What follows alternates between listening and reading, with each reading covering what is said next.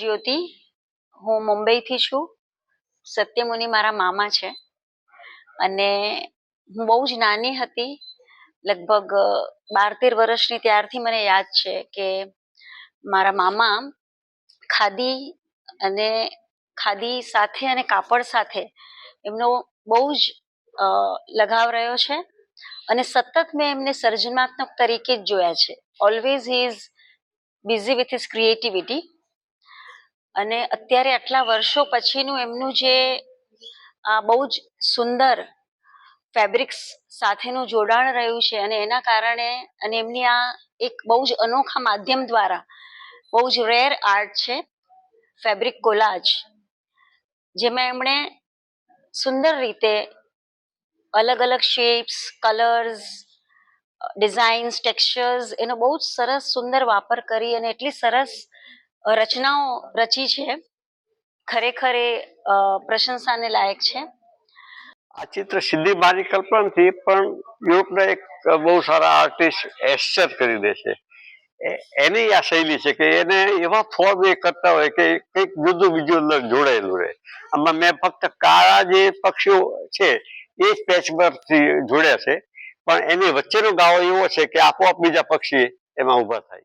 અમદાવાદ 3 દરવાજાથી પણ જાણીતું છે. આપણા બધા ઘણા બધા સ્થાપત્યો એવા છે, એમાં બધા એ ઇમેજ 3 દરવાજાની ગમે તે, એટલે એ આધાર લઈને મેં આ એક આર્કિટેક્ચરલ ફોર્મ ને આમાં ઊભું કર્યું છે.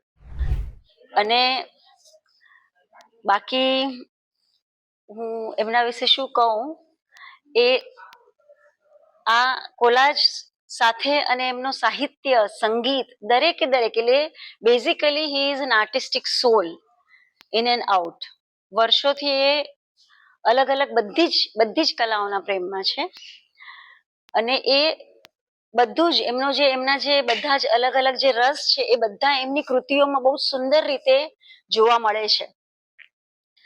બસ એનાથી વધારે કંઈ કહી શકાય એવું નથી, પણ આઈ એમ પ્રાઉડ. ખરેખર મને એકદમ ખૂબ જ આજે ગર્વ અનુભવ થાય છે કે આજે 85 વર્ષની વયે પણ એમણે બહુ જ સરસ રીતે આજે સુંદર પ્રદર્શનનું આયોજન કર્યું છે. અને આપણા બધા માટે ખરેખર એક લાવો છે.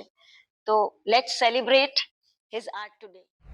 હું જોગેન, સત્યમુનિ મારા પપ્પા થાય.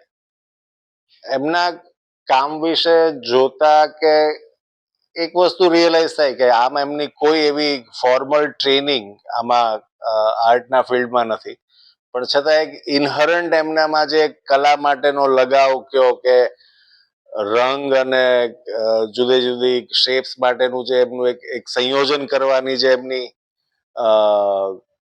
જે કહેવાય ને અંદરૂની સૂઝ, એટલે મેં જોયું છે એમનું. અત્યારે આપણે એમનું આખું એક્ઝિબિશન જોઈએ તો કોઈ વસ્તુ કશું સમજવા પ્રયત્ન કરવા કરતા માણવાની વસ્તુ વધુ હોય એ રીતનું છે. એ જ બધા કલર્સ, એ જ બધી જાતભાતના શેપ્સ, અને એનું સંયોજન થઈને જે એક આખી એક વસ્તુ જે બને, એને શું કેવું એ ખબર નથી, પણ એ આપણને પણ અંદર ક્યાંક સ્પર્શી જતું હોય, કંઈક ગમી જતું હોય, એ ટાઈપનું આખું એમનું કામ છે.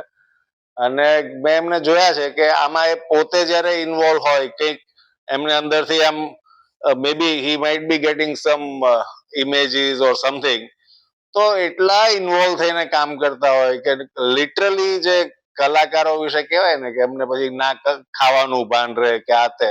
મેં એમને ખરેખર એ રીતે જોયા છે કે રાતે 2-3 વાગ્યા સુધી કામમાં મસ્ત હોય, અને તોય આ ઉંમરે પણ, એટલે let's say he is 85 at the moment, પણ આ ઉંમરે બી થાક કે કમ્પ્લેન કશું જ નહીં. અને એ જે એમનો આનંદ હોય છે એક કોઈક વસ્તુ પૂરી થયા પછી એ જે રીતે અમને બતાવતા હોય ને એમની આંખમાં જે આનંદ હોય છે એ બહુ જ અદ્ભુત હોય. એટલે વી આર વેરી હેપી કે at this age he has been, I mean, he has that courage to, you know, have his one man show at the age of 85, and it is amazing. બહુ એટલે અમને લોકો તો એમનો આનંદ, એમની કલા લોકો જોવે અને જે આખી એ જે ફિલિંગ છે એ જ બહુ અદ્ભુત છે. થેન્ક્સ. મારું નામ હસમુખ હરિલાલ શાહ. હું ઓશોનો સન્યાસી હોય મને નવું નામ મળેલું છે સ્વામી સત્યમુનિ, અને એ નામથી જ હું પરિચિત છું. આમ હું 1970 થી ખાદી સાથે જોડાયેલો છું, ખાદીના સંસ્થાઓ સાથે જોડાયેલો છું. એટલે મેં એમાં ખૂબ જ પેચવર્કનું કામ બહુ કર્યું. જે બધા વપરાશના કામ હતા એવા બધા જ કામમાં ખૂબ જ કામ કર્યું. ઘણી સંસ્થાઓમાં કામ કર્યું, ઘણા સ્ટોરો માટે કામ કર્યું, એ બહુ કર્યું.